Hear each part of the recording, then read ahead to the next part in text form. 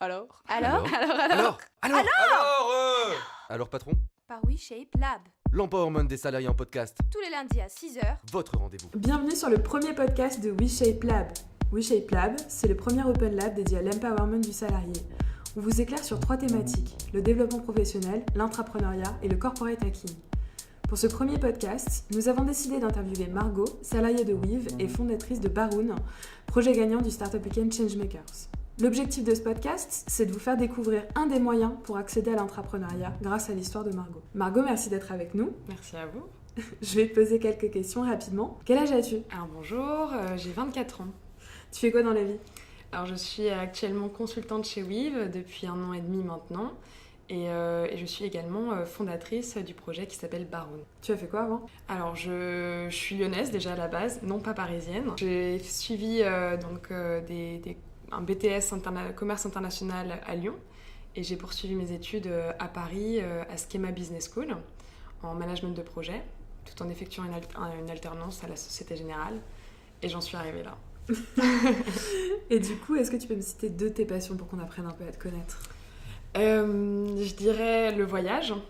Donc je suis enfant Air France, ma maman est une agent Air France, donc j'ai toujours eu ce goût-là pour les avions et les voyages lointains ou pas. Chaque week-end, dès que je peux, je m'évade de Paris. Et la deuxième, je dirais le sport collectif et plus précisément le handball, sport que je pratique depuis longtemps maintenant. Trop bien. Et tu peux nous dire ton voyage qui t'a le plus marqué ? Alors sans hésiter, c'était un voyage au Bénin, justement avec le comité d'entreprise Air France, où là je suis partie avec des jeunes et on est allé aider un village à construire une école et à donner des cours. Génial. Bah écoute, on est ravis d'avoir ces infos sur toi. Du coup, aujourd'hui, on t'a invité parce que tu as réussi à obtenir un parcours intrapreneur dans ton entreprise Weave qui, du coup, n'en avait pas. Est-ce que tu peux nous expliquer, du coup, ton projet, Baroun, en quelques phrases ? Oui, bien sûr. Alors, Baroun, en fait, ça veut dire montgolfière en japonais. Et pourquoi on a choisi ce mot-là ? C'est vraiment pour qu'il y ait une image de prise de hauteur. L'idée de Baroun, c'est de vendre et de créer des explorations aux entreprises afin que leurs salariés, pendant une période courte, entre 1 et 3 jours, ils puissent prendre de la hauteur, s'évader de leur quotidien en allant découvrir des acteurs, des écosystèmes ou des initiatives innovantes et qu'ensuite ils reviennent dans leur entreprise inspirés et qu'ils puissent partager ça avec leurs collègues. D'accord. Et du coup, en quoi tu es intrapreneur dans ta boîte ? Qu'est-ce que tu as réussi à négocier avec tes boss ?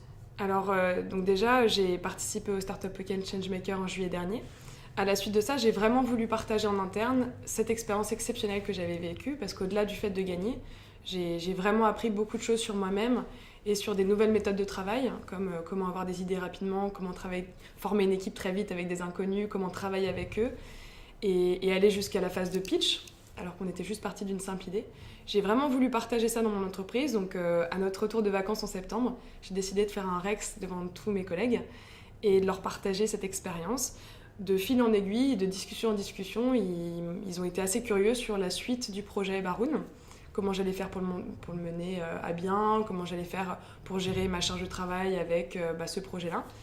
Et du coup, ça m'a amené à rencontrer mon directeur, donc qu'on peut considérer comme un N+2, et à échanger avec lui sur cette vraie envie que j'avais d'entreprendre et sur cette problématique qui était le temps. C'est-à-dire que dans ma semaine jour ouvré, disons, j'avais pas la possibilité de dégager du temps parce que je suis chez le client, donc pour rencontrer des partenaires, des potentiels clients. Et donc, il m'a autorisée à aménager mon temps de travail. Et donc, aujourd'hui, je travaille 4,5 jours par semaine chez un client en tant que consultante et je bénéficie d'une demi-journée pour m'investir pleinement sur mon projet.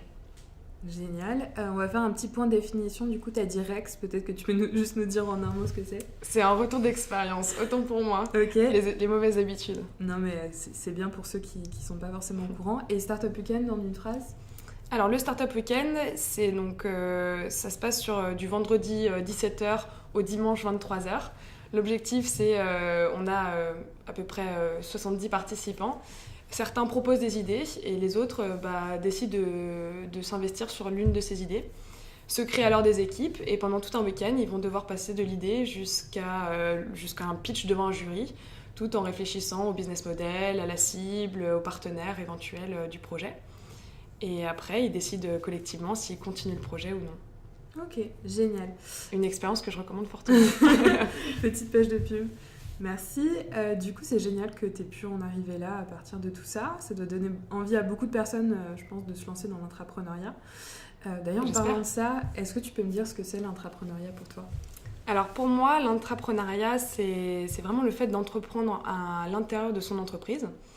Donc tout en étant salarié, c'est décider soit de s'investir sur de l'interne, donc en créant des initiatives innovantes à l'intérieur de son entreprise. Donc ça va apporter beaucoup de valeur ajoutée pour l'entreprise. Sinon, être entrepreneur, c'est aussi peut-être s'investir sur un projet à l'externe. Donc de là, on peut imaginer un projet entrepreneurial comme moi, ou un projet associatif, un projet familial, tout en étant soutenu par son entreprise, soit par un aménagement de temps, soit par un soutien financier, soit par toute forme de soutien, mais que l'initiative soit partagée avec l'entreprise. D'accord, donc pour la première catégorie que tu as décrit, c'est plutôt sur des projets qui vont améliorer les process en interne, Exactement. par exemple, ou créer un nouveau produit pour l'entreprise. Par exemple, je passe 4 heures par mois sur un fichier Excel, ça me prend beaucoup trop de temps, je perds trop d'argent. Je décide de l'automatiser, j'ai quand même besoin d'un petit peu de budget pour le faire, je participe à la valeur ajoutée de mon entreprise, parce que je pourrais me concentrer sur d'autres tâches à plus forte valeur ajoutée. D'accord. Alors on va passer à une question du public. En quoi est-ce que ton entreprise te soutient en dehors de l'aménagement du temps ?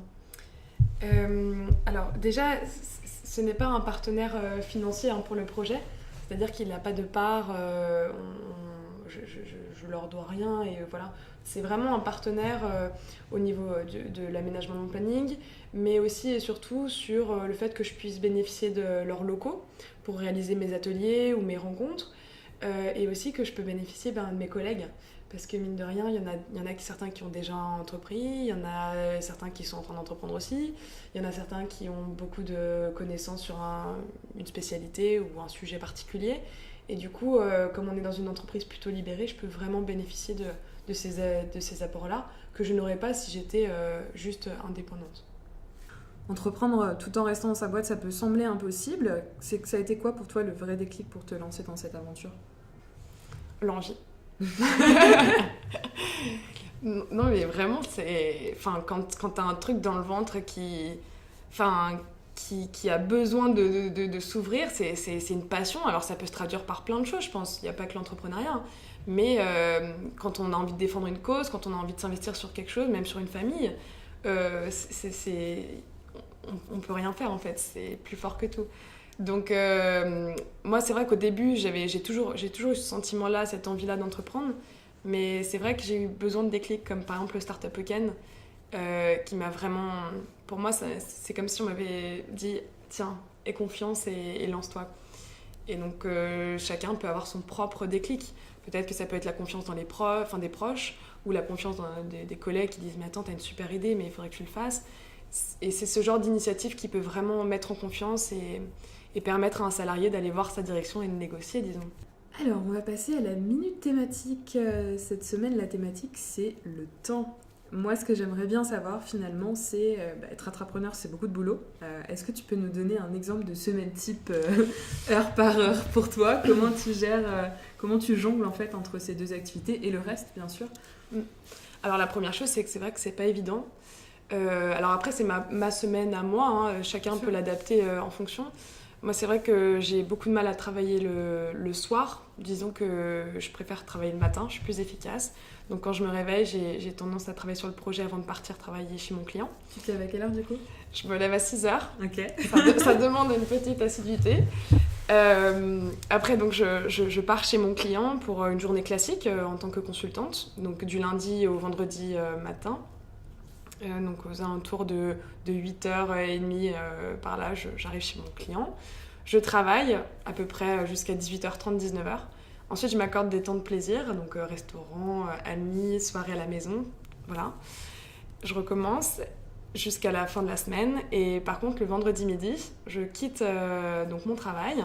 Et là, je mets mes chaussures d'entrepreneur et je vais rencontrer donc, mes potentiels clients, mon mentor, mes partenaires.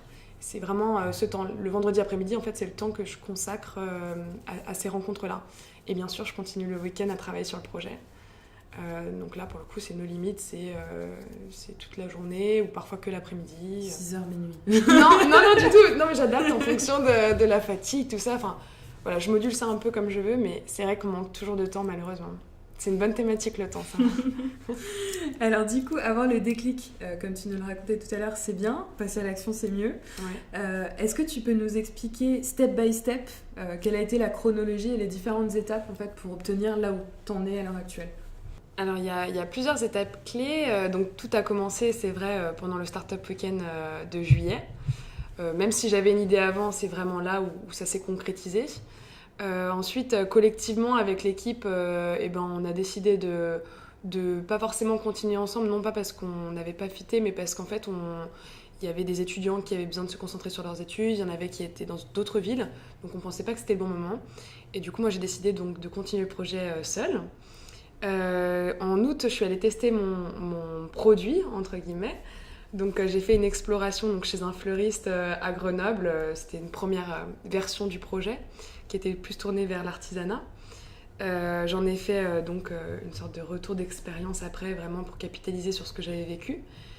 Ensuite, j'ai présenté donc, mon expérience du Startup Weekend à l'ensemble de mes collègues parce que j'avais vraiment envie de les sensibiliser à ce genre d'événements qui sont des événements externes, mais dans lesquels il y a vraiment beaucoup de choses à apprendre, à la fois sur la méthodologie, mais aussi sur comment travailler avec des inconnus, comment réussir à sortir un projet qui était juste une idée le vendredi, et en fait c'est un véritable projet viable le dimanche soir. Donc je voulais les sensibiliser là-dessus. Ça, c'était à quel moment du coup? Ça, c'était en septembre 2017. D'accord. Et du coup, ensuite, c'est pendant ce retour d'expérience-là que j'ai fait à mes collègues que mes directeurs ont commencé un peu à tendre l'oreille. Donc j'ai eu un échange avec mon principal directeur, donc autour d'un déjeuner fin septembre 2017, pour pouvoir vraiment discuter de comment continuer pour moi, parce que 5 jours à temps plein par semaine chez un client, ça a commencé à être trop dur pour moi, ou du moins je n'envisageais pas de continuer à travailler sur le projet si c'était dans ces conditions-là. Et du coup, j'ai essayé d'argumenter autour du fait que ça pouvait autant m'apporter qu'à l'entreprise et que je m'engageais en échange d'une adaptation de mon planning de travail, je m'engageais à vraiment participer à la culturation, à la sensibilisation de mes collègues autour de ces nouvelles formes de boulot, disons, ces boulots hybrides. Et si je continuais à promouvoir ça dans mon entreprise et à l'extérieur de mon entreprise, ça pouvait participer à une forme de marque employeur pour eux, parce que dans notre entreprise, on a une des valeurs qui est le Startup Spirit. Donc ça ne s'incarne pas juste avec un baby-foot dans les espaces partagés, ça s'incarne aussi avec des actions concrètes. Et à mes yeux, je trouve que l'entrepreneuriat est un super moyen de promouvoir ces valeurs entrepreneuriales au sein d'une entreprise. Donc ça a été accepté de manière très bienveillante par mon directeur, donc fin septembre. Ensuite, j'ai dû convaincre mon client, évidemment, parce que c'est une partie prenante importante. Même si c'est pas mon manager direct sur le papier, il représente quand même, il a le droit de dire non. Donc j'ai dû lui expliquer mon projet, pourquoi ça me tenait à cœur, pourquoi j'avais envie de continuer.